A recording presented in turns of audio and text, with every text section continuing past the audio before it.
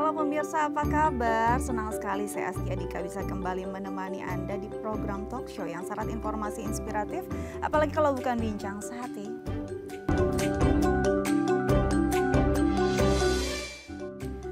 Pemirsa, bincang sehati di negara yang tropis seperti Indonesia, pastinya penyakit yang disebabkan oleh nyamuk pastinya mewabah. Salah satunya DBD ya.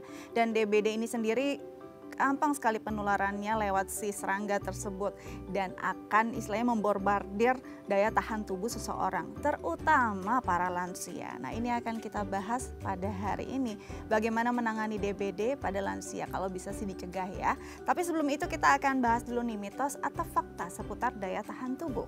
Yang pertama adalah ASI pertama bagus untuk daya tahan tubuh. Nah, ini yang biasanya memang selalu diusahakan ketika bayi baru lahir pertama kali mendapatkan ASI pertama dari ibunya. Katanya ASI pertama ini yang disebut dengan kolostrum ini adalah daya tahan tubuh terbaik atau proteksi terbaik untuk seorang manusia pertama di hari-hari awal masa hidupnya. Nah, apakah ini benar, mitos atau fakta? Ini akan kita bahas bersama dokter kita hari ini. Selanjutnya adalah mitos atau fakta ya, kalau pertahanan tubuh melemah seiring bertambahnya usia. Nah, bertambahnya usia, makin tua, makin banyak penurunan fungsi dan juga kualitas dari organ-organ tubuh kita, dan termasuk daya tahan tubuhnya juga pastinya. Nah, sejauh mana sih ini berpengaruh antara daya tahan tubuh juga melajunya usia? Nanti kita akan bahas juga bersama dokter kita hari ini. Ini mitos atau fakta ya? Oke, selanjutnya adalah vitamin C dalam dosis besar dapat meredakan flu. Nah, ini sering sekali nih ketika seseorang merasa mulai, kayaknya saya mau flu nih gitu ya. Nah, biasanya mengonsumsi vitamin C adalah jalan ninja gitu. Jadi memang sering dilakukan oleh banyak orang dan dipercaya bisa meredakan flu dengan cepat. Nah, apakah memang benar karena si vitamin C-nya itu atau ini suges saja gitu ya. Nanti kita akan bahas mitos atau fakta. Oke, selanjutnya adalah vaksinasi dapat menyebabkan autisme. Nah, banyak sebagian orang tua ya gitu enggan memvaksin anaknya, takut ada impact yang tidak baik pada perkembangan buah hatinya. Salah satunya katanya bisa menyebabkan autisme nih. Benar atau enggak sih? Vaksin yang mana yang bisa menyebabkan anak menjadi autisme? Nah, nanti kita akan juga bahas nih bersama dokter kita hari ini. Ini mitos atau fakta sih, benar atau tidak ya? Selanjutnya adalah antibiotik harus dihabiskan. Siapa yang suka meninggalkan dosis antibiotik yang sudah dianjurkan oleh dokternya? Nah, jangan-jangan itu kita gitu ya. Nah, katanya sih antibiotik itu harus dihabiskan. Kalau tidak, nanti dosisnya bisa tidak sesuai pada dosis yang sama lagi atau harus meningkat dari itu. Atau mungkin nanti ada kekebalan terhadap obat tersebut atau antibiotik jenis tersebut. Ini benar atau enggak sih? Mitos atau fakta sih? Nanti kita akan bahas bersama dokter kita hari ini. Karena itu jangan kemana-mana, tetap bersama kami di Bincang Sehati.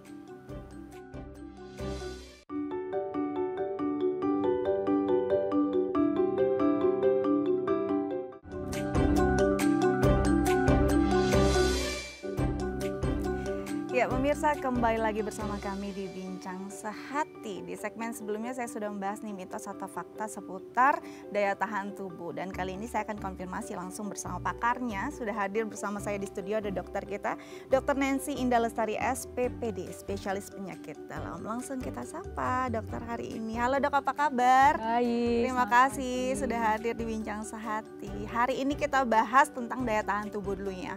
Masih banyak mungkin yang salah kaprah nih terhadap imun tubuh ini. Kita bahas satu persatu biar semuanya clear. Yang pertama adalah mitos atau fakta kalau ASI pertama itu bagus untuk daya tahan tubuh. Ini kan memang selalu diusahakan ya untuk bayi baru pertama lahir mendapat ASI pertama dari ibunya. Sejauh mana sih ini berguna untuk memproteksi atau daya tahan tubuh pada bayi yang baru lahir?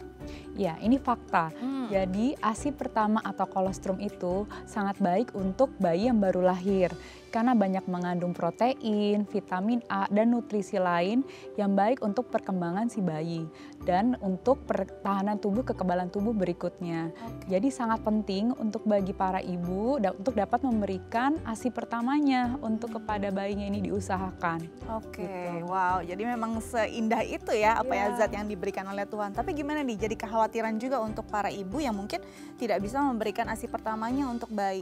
Apakah daya tahan tubuhnya akan istilahnya nggak akan sama dengan bayi-bayi lainnya, atau masih bisa kok diperbaiki dengan seiring pertumbuhan si bayi?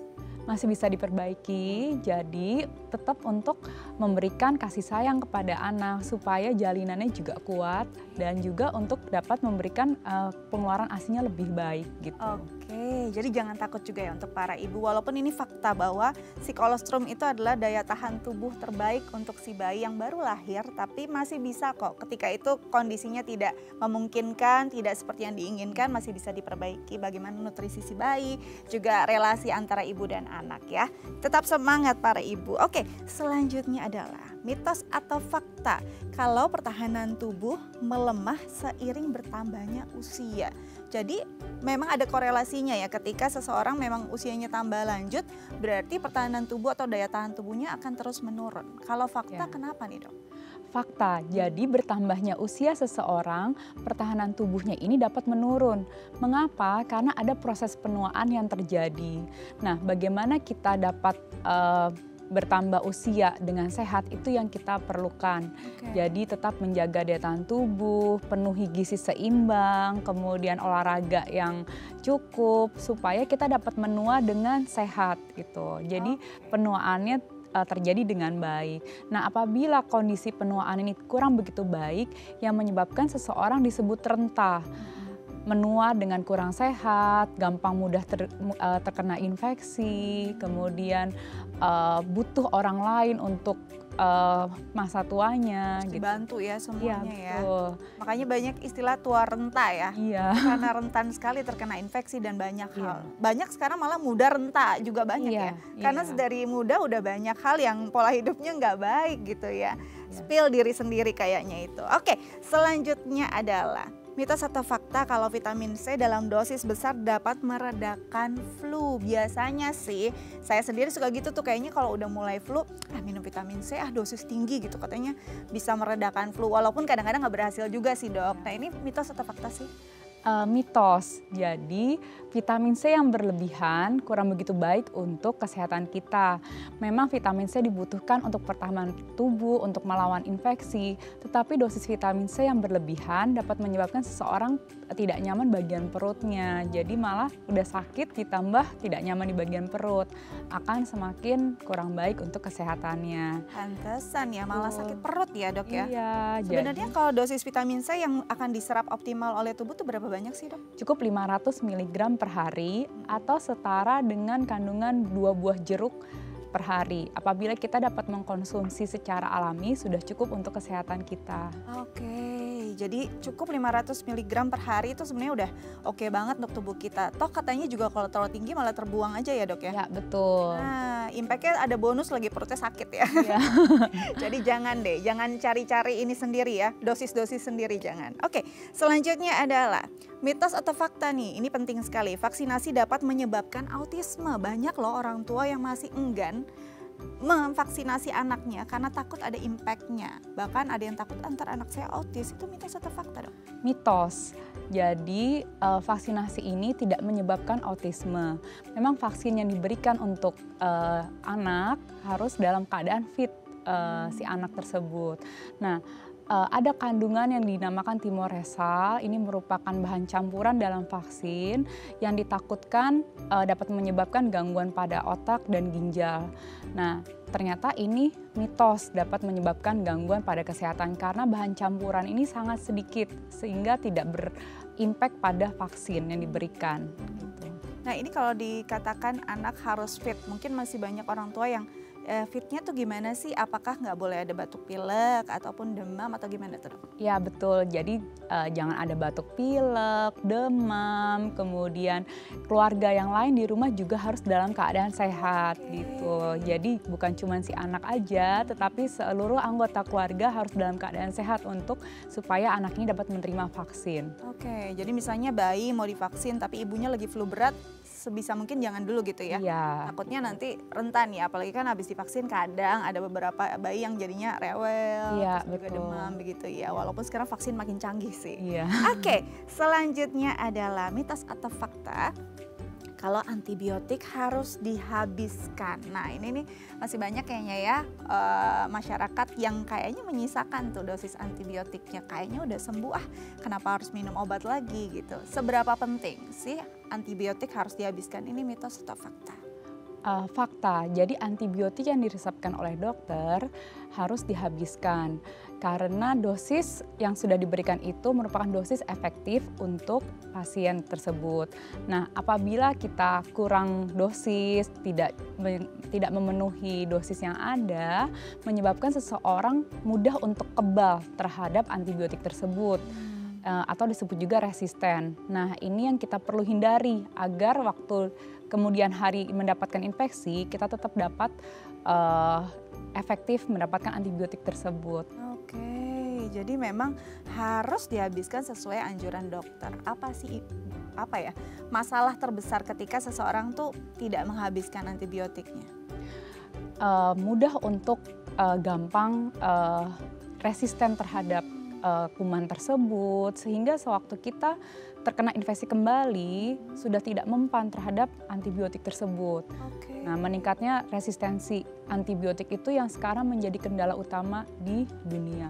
Oh, itu dia tuh ya. Apalagi kita nggak hafal lagi antibiotik yang kita minum apa, ya kan? Ya. Jarang sekali yang mencatat apa sih konsumsi obatnya gitu ya. Dan ketika kita berobat lagi dapat antibiotik yang sama, kok ngerasa kayak istilahnya nggak bekerja baik nih. Padahal ternyata masalahnya ada di diri kita sendiri. Ya. Oke, sudah terjawab semua nih dok. Nanti kita akan bahas topik utama kita tentang DBD pada lansia, tapi usai jeda ya.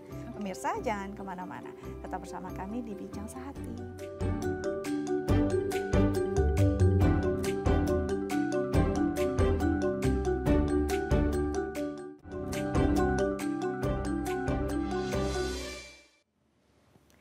Ya pemirsa, kembali lagi bersama kami di Bincang Sehati. Kali ini kita akan bahas tentang demam berdarah pada lansia. Dan bagi pemirsa di rumah yang mungkin punya pertanyaan terkait tema kita hari ini, bisa menelpon kami di 021-290-32644 atau DM ke Instagram kami di @daifamily.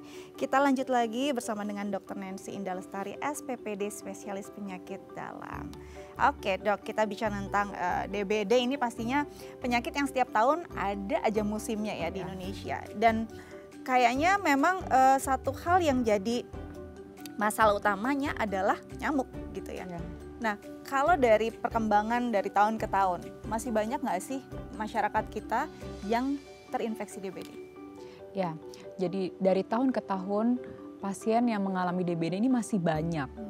Nah, ini yang menjadi PR untuk kita bersama gitu. Jadi di setiap masa pergantian musim, pancaroba, atau mulai akhir tahun, banyak sekali kasus DBD ini yang meningkat gitu. Oke, jadi hari ke hari, tahun ke tahun, makanya kita masih sering nih, kayaknya musimnya lagi DBD meningkat, itu masih terus ada. Nah mungkinkah karena banyak masyarakat yang belum aware dan belum benar-benar mengenal tentang DBD ini? Mungkin bisa kita jelaskan secara sederhana.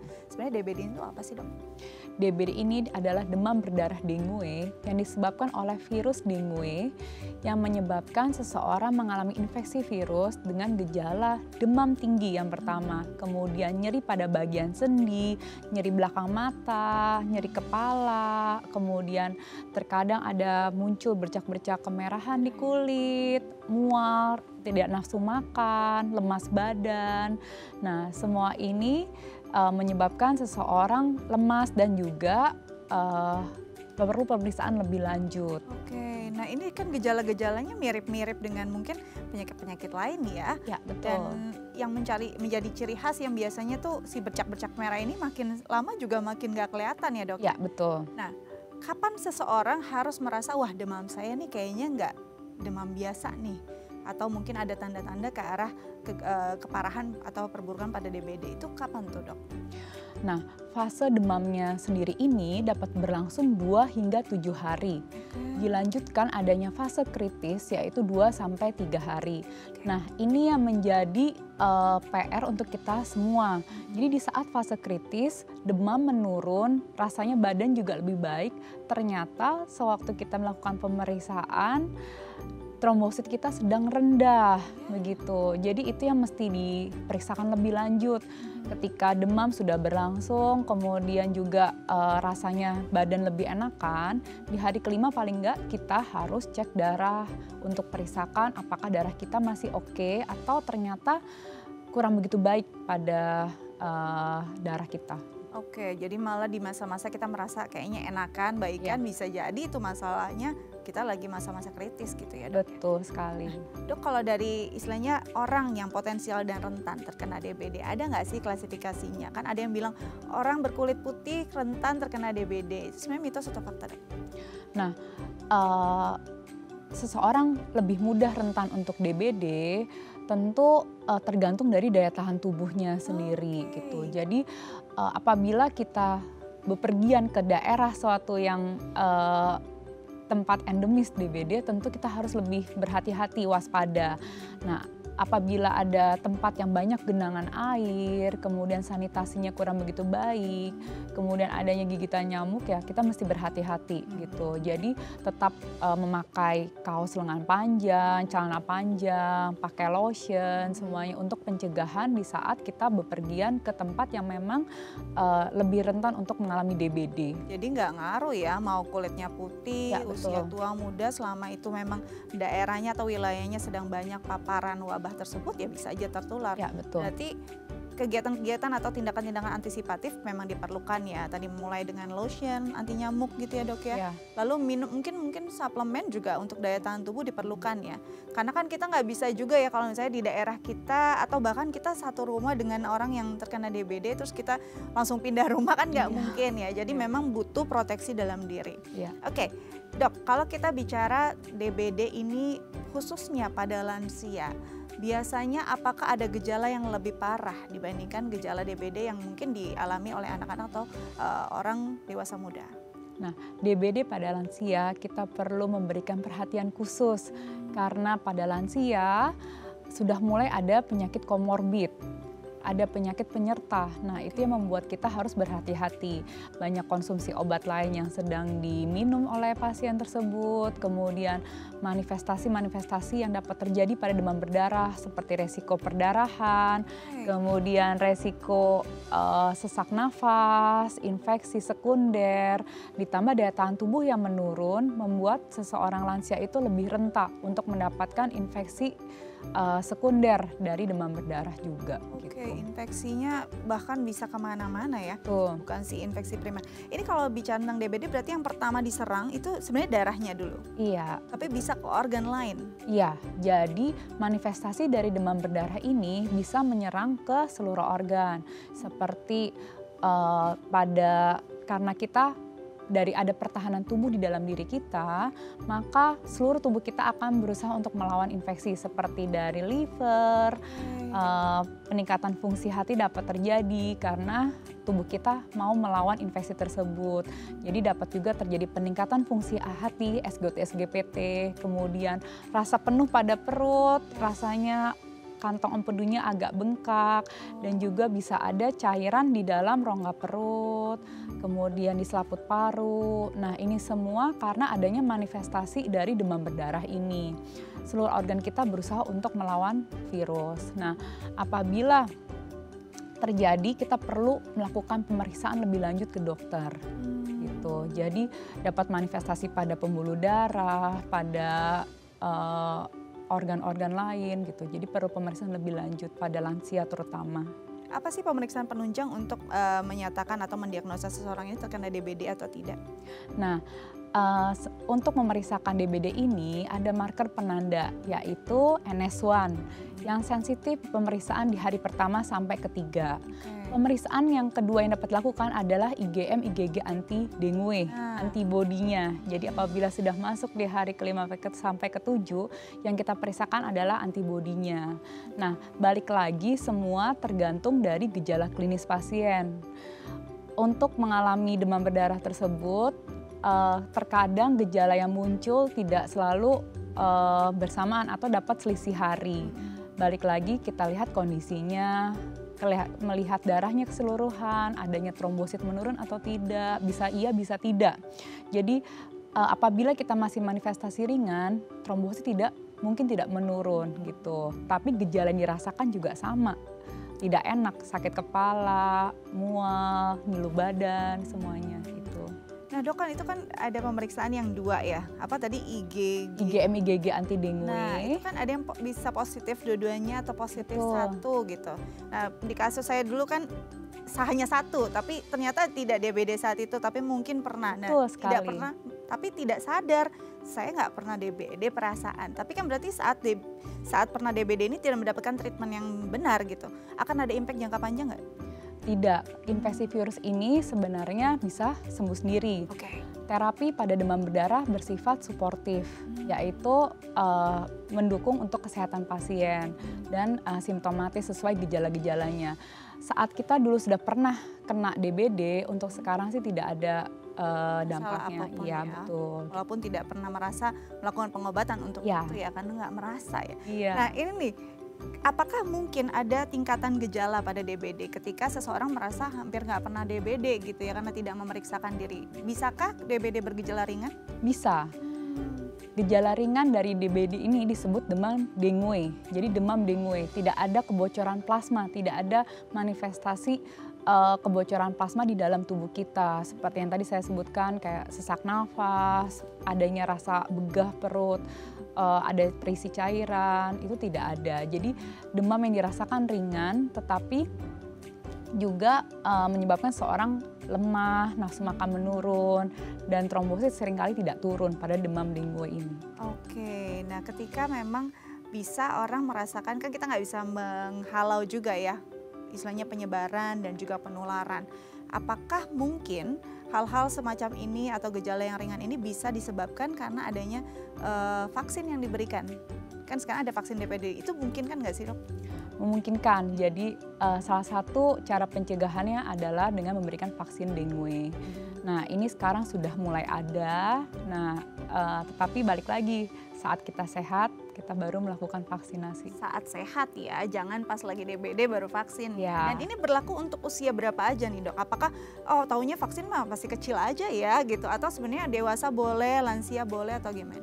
Untuk dewasa dan lansia juga dianjurkan gitu. Jadi boleh sekali untuk diberikan gitu. Tetapi tetap kita harus menjaga lingkungan kita, kemudian menjaga air supaya tidak tergenang, tetap pencegahan itu diperlukan. Nah jangan mentang-mentang udah vaksin jadi bodo amat gitu ya. Saya kebal kalau terhadap DBD, nggak boleh juga.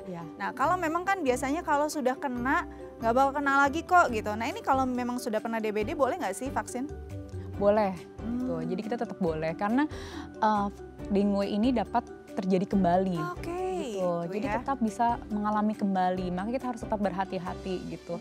Dan seringkali bisa saja yang kedua itu akan lebih berat. Jadi terbalik lagi tergantung daya tahan tubuh kita secara keseluruhan dan juga kita kan bertambah usia. Betul. Oke, jadi memang antisipatifnya memang mulai dari pola hidup, kebersihan, dan juga memang kalau dibutuhkan ada vaksin yang bisa dilakukan untuk orang dewasa maupun lansia, terutama lansia nih ya.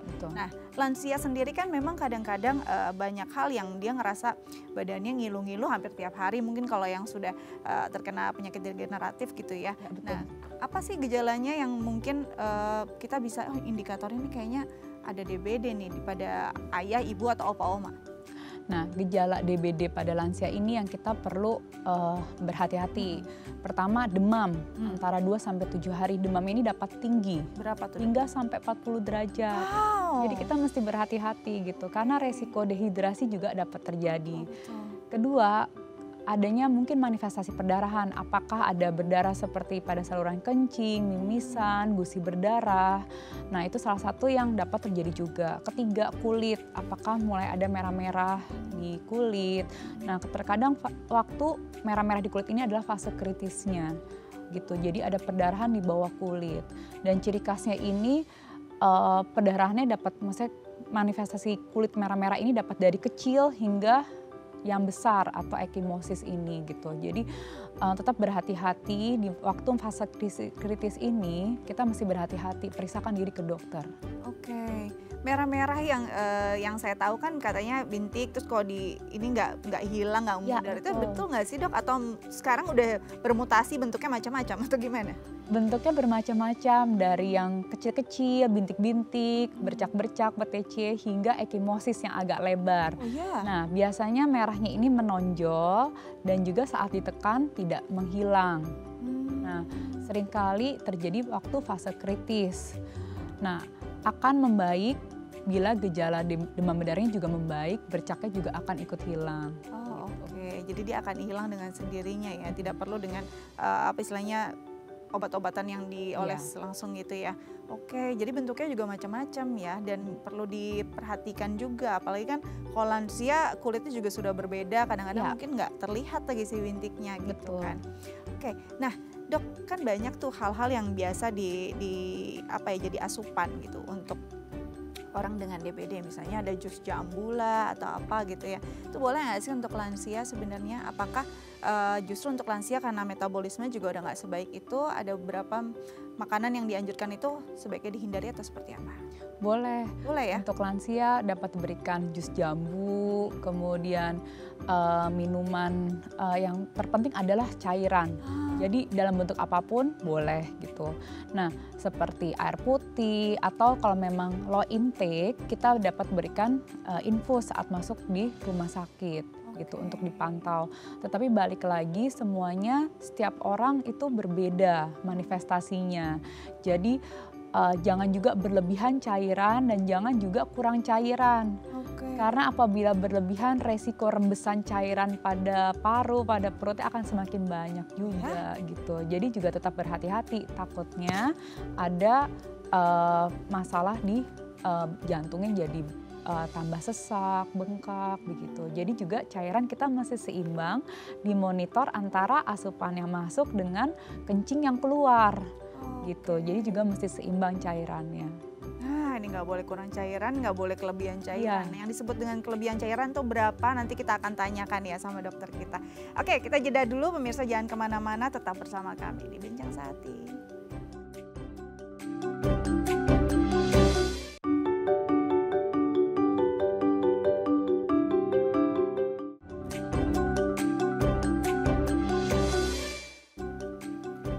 Ya, pemirsa, kembali lagi bersama kami di Bincang Sehati. Masih membahas tentang DBD terutama pada lansia. Dan bagi pemirsa di rumah yang mungkin punya pertanyaan terkait tema kita hari ini, bisa menelpon kami di 021-290-32644 atau DM ke Instagram kami di @theifamily. Kita lanjut lagi bersama dengan Dr. Nancy Indah Lestari, SPPD Spesialis Penyakit Dalam. Oke. Tadi kita terputus pada cairan tubuh yang nggak boleh kurang tapi juga nggak boleh lebih. Nah, lebihnya ini tuh gimana, Dok, cara ngitungnya? Kadang-kadang kita ayo minum gitu ya, anggota keluarga yang mungkin jadi caregiver saat itu, ayo minum yang banyak gitu ya. Tapi kita nggak tahu nih batasannya ketika mungkin dirawatnya di rumah. Seberapa sih kita bisa tahu batas ideal cairan yang bisa dikonsumsi orang dengan DBD? Ya, jadi setiap orang itu kebutuhan cairan berbeda-beda, terutama apabila mesti berhati-hati lansia dengan pembengkakan jantung atau masalah di ginjal. Jadi kebutuhan cairannya juga harus disesuaikan dengan jumlah kencing yang ada gitu. Jadi jangan sampai overload cairan terlalu banyak, akhirnya malah sesak dan paru-parunya itu terendam cairan gitu. Akhirnya malah harus ke rumah sakit. Jadi disesuaikan juga dengan jumlah kencing. Ya. Kalau dari liter berapa tuh, Dok? Misalnya tergantung masa tubuh juga begitu ya? Ya betul, kurang lebih ya berat badan dikali 30 sebenarnya. Cuman balik lagi tergantung ada pembengkakan jantung tidak atau harus seimbang cairannya. Nah, makanya periksakan diri ke dokter apabila ada demam tinggi dengan gangguan jantung atau ginjal, sebaiknya periksakan karena banyak faktor penyerta penyakitnya. Oke, jadi serem juga ya kalau kelebihan cairan bisa rembes kemana-mana dan ini akan memperberat juga ya. Nah sebaiknya kalau misalkan kita dalam kondisi DBD gitu ya. Nah ini kan obat-obatan yang diberikan pastinya juga lumayan banyak gitu ya dok. Berapa lama biasanya jangka waktu penyembuhannya? Apakah 1-2 minggu atau bisa ada yang sampai berbulan-bulan untuk lansia? Iya, fase penyembuhannya sebenarnya 5-9 hari. Jadi penyembuhan ini adalah fase di mana sudah selesai masa kritisnya. Nah, di mana nafsu makan sudah mulai kembali, kemudian trombosit juga sudah mulai meningkat, kemudian perdarahan juga tidak ada, cairan masuk kembali ke dalam sel-sel tubuhnya. Jadi fase perbaikan. Nah, memang perlu pemulihan dari daya tahan tubuhnya, kemudian juga tiap orang beda-beda. Ada yang masih ngilu-ngilu badan, kemudian masih lemas-lemas, tetapi jangan khawatir, itu semua dalam fase penyembuhan setelah fase kritis yang dilewati gitu. Jadi perlu dukungan keluarga untuk masa pemulihan itu. Oke, jadi memang butuh support keluarga, apalagi kalau misalnya dirawatnya di rumah. Lain hal kalau dirawatnya di rumah sakit, ada nurse dan juga dokter yang terus memantau gitu ya. Nah dok, kalau bicara tentang masa kritis, banyak orang yang akhirnya istilahnya tidak selamat nih pada masa-masa tersebut. Tingkat mortalitasnya tuh setinggi apa sih pada masa kritis yang tidak ditangani dengan benar?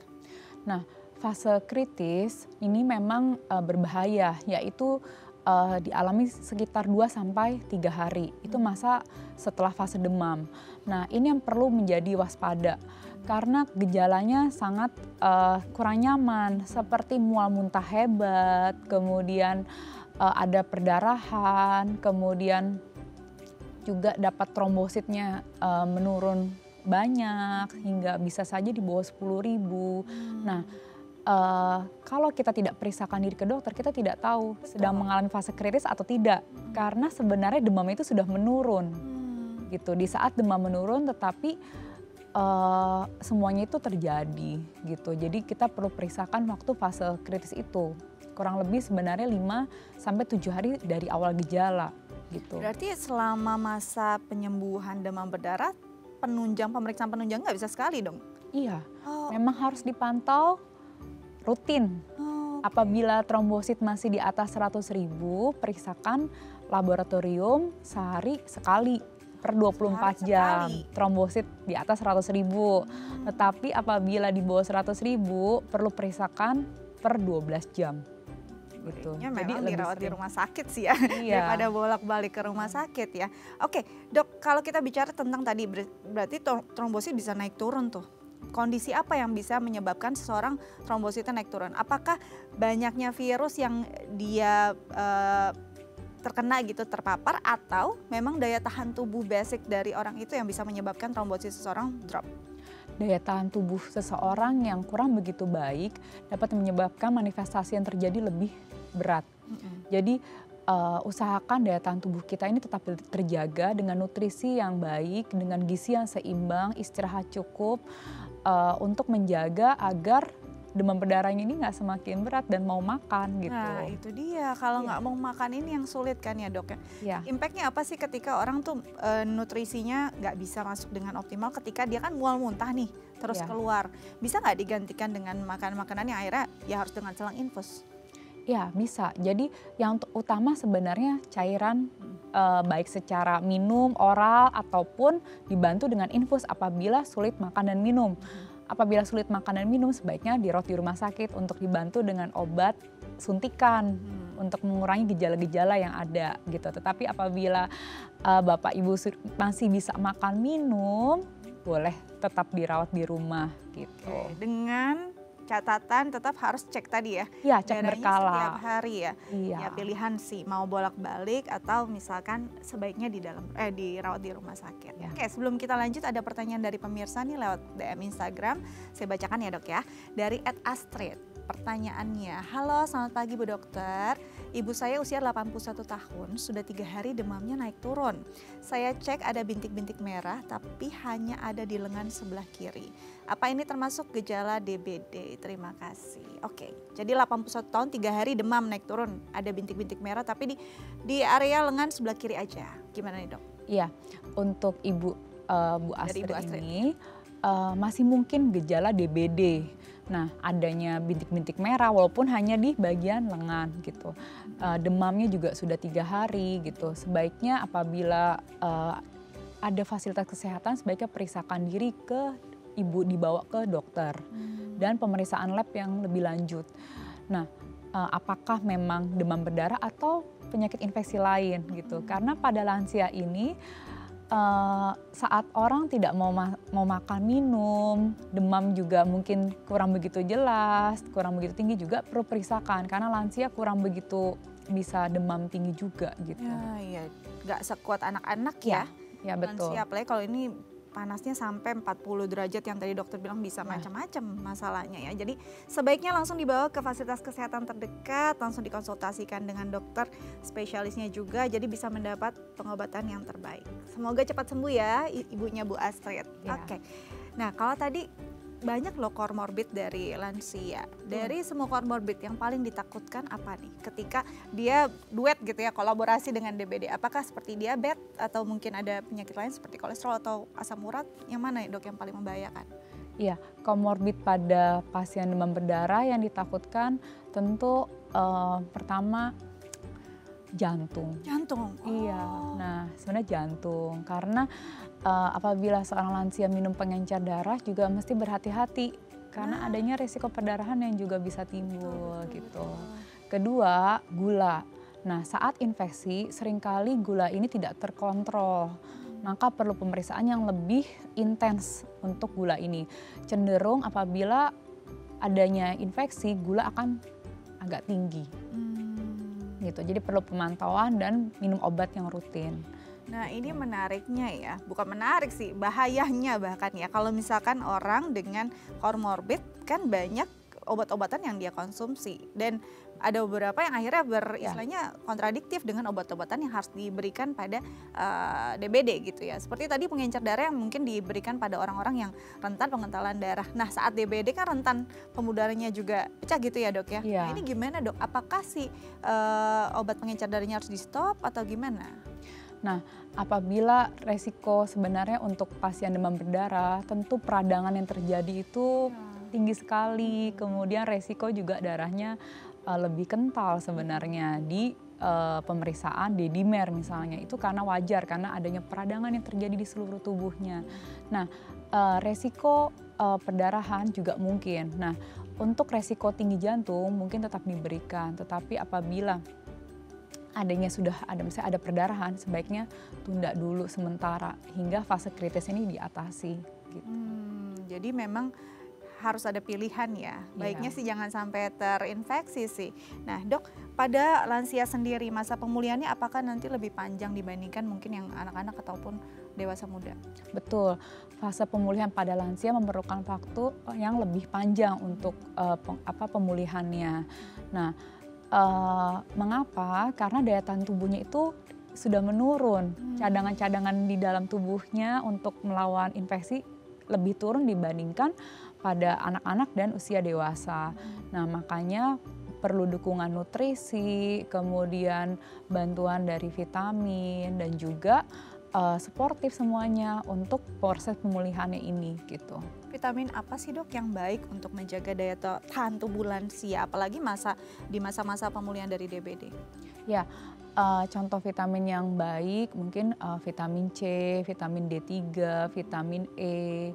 Nah, sebenarnya apabila sudah tercukupi dari gizi yang cukup, ya sudah tidak perlu vitamin. Tapi apabila memang konsumsi juga makanan yang kurang, dapat dibantu dengan vitamin.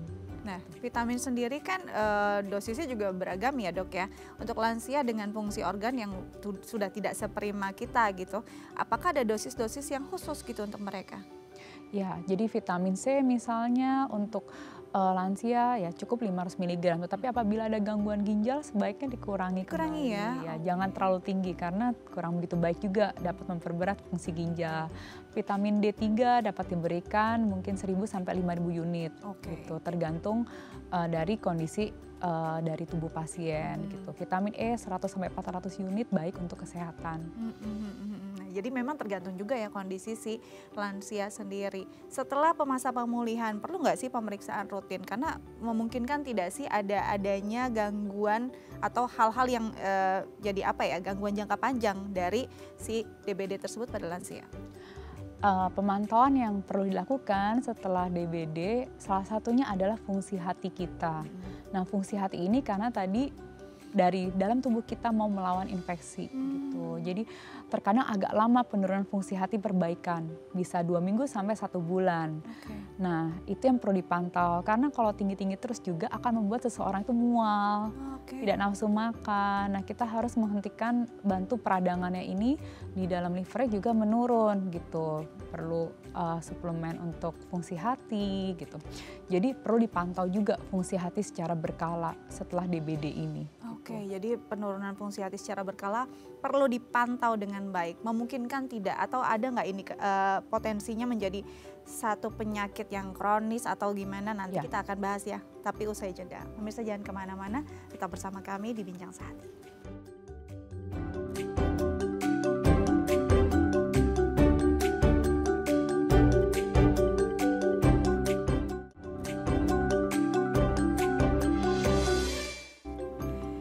Ya pemirsa, kembali lagi bersama kami di Bincang Sehati. Kita masih membahas tentang DBD pada lansia, dan bagi pemirsa di rumah yang mungkin punya pertanyaan terkait tema kita hari ini bisa menelpon kami di 021 290 32644 atau DM ke Instagram kami di @daifamily. Kita lanjut lagi bersama dengan Dr. Nancy Indah Lestari SPPD, spesialis penyakit dalam. Oke, dok, tadi kan dokter bilang bahwa karena DBD sendiri bisa ada penurunan fungsi ginjal, bahkan mungkin ada peradangan di sana, hati.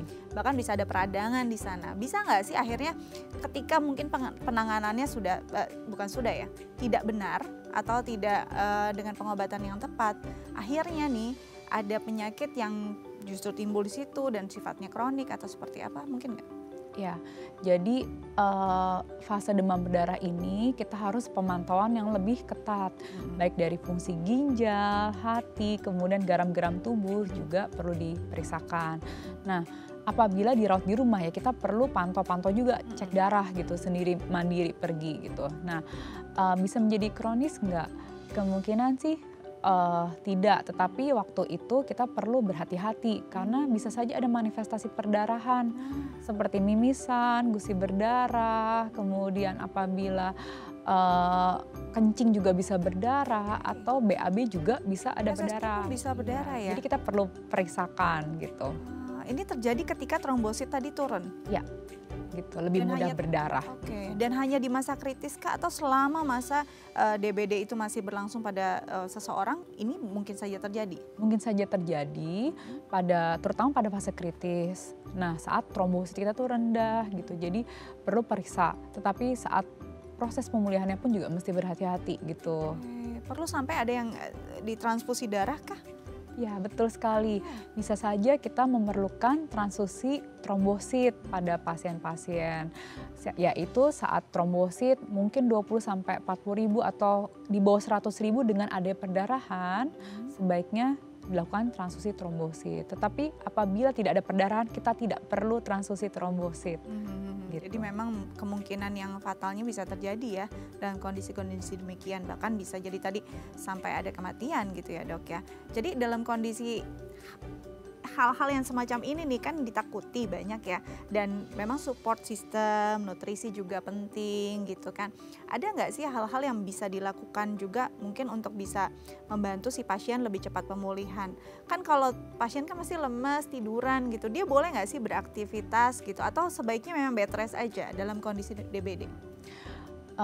Boleh beraktivitas ringan, kemudian berjemur, tetapi juga usahakan untuk dapat beristirahat cukup, gitu. Istirahat tidur yang cukup, makan yang gizi seimbang, gitu. Jadi memang saat trombosit kurang begitu baik, perlu hati-hati bed rest. Gitu. Nah, akan mempengaruhi nggak ketika mungkin dia sedang masa pemulihan, sudah mau masa penyembuhan lah, tapi dia mau olahraga ringan gitu. Ini akan membantu dia nggak sih untuk pemulihan, dan olahraga apa yang bisa dilakukan? Boleh sekali. Jadi untuk proses pemulihan dapat dibantu dengan olahraga yang sifatnya ringan-ringan, seperti senam, kemudian yoga bila pasiennya mau, kemudian juga treadmill yang ringan, kemudian supaya sendi-sendinya nggak kaku nih gitu, karena kan tidur-tiduran terus gitu. Ya, jadi boleh ini ya, stretching mungkin ya dok ya? Karena kaku-kaku semua, pasti nyeri-nyeri sendi, semuanya ngilu-ngilu. Nah jadi perlu dibantu untuk relax, dibantu untuk pemanasan juga sebelum berolahraga dan setelahnya, supaya sendi-sendinya tuh tidak kaku karena akibat bed rest selama kurang lebih 1 minggu tersebut. Nah itu dia tuh, apalagi kalau mungkin kondisinya kan ya udah lansia ya, sendi lebih kaku dibandingkan anak muda ya. Jadi jalan santai penting juga ya dok ya, paling betul. Tidak refreshing juga, seenggaknya nggak cuma di tempat tidur aja, menghirup udara segar sambil berjemur, ini juga penting ya. Dan kalau mungkin bisa jadi tips nih untuk para lansia di rumah, atau mungkin para masyarakat dan pemirsa yang punya oma opa di rumah atau ayah ibu yang sudah lanjut usia. Tindakan antisipatif yang paling tepat untuk lansia agar tidak sampai terkena DBD apa tuh dok? Tindakan preventif kita untuk mencegah DBD pada lansia yaitu pertama pakai lotion anti nyamuk, kemudian pelindung, gunakan lengan panjang baik pada kemeja atau celana panjang dengan dimasukkan ke dalam kaos kaki. Kemudian semprot ruangan di kamar terutama atau di ruang keluarga yang sering beraktivitas atau yang di tempat yang banyak taman gitu kan, di rumah kita sebaiknya juga semprot nyamuk, anti nyamuk. Kemudian lakukan fogging berkala juga apabila sudah ada yang terdetek gitu, jadi harus berhati-hati gitu. Gitu sih. Jadi benar-benar harus dari luar, dari faktor eksternalnya dijaga, baik itu lotion, lalu mungkin disemprot juga ya, dan juga jangan sampai ada genangan air. Ya betul. Area-area yang lansia memang sering di situ gitu. Dan juga tadi suplemen-suplemen yang memang baik untuk tubuh, tadi ada C, D, B kompleks juga ya mungkin ya dok ya. Dan juga memang makanan dan nutrisi yang seimbang. Ini penting sekali. Semoga apa yang diberikan hari ini bisa menjadi bentuk preventif kita untuk mencegah dan menjaga lansia kita agar tidak terkena DBD ya. Dok, terima kasih banyak sudah hadir bersama kami di Bincang Sehati. Tetap jaga kesehatan agar bisa terus menginspirasi banyak orang. Pemirsa, sekian Bincang Sehati hari ini. Tayangan-tayangan unggulan DAI TV dan juga inspirasi bisa ada di genggaman Anda lewat DAI Plus. Langsung unduh di Play Store atau App Store karena Anda bisa menyaksikan dan juga berbagi kebaikan lewat DAI Plus. Saya Setia Dika pamit undur diri, sampai jumpa.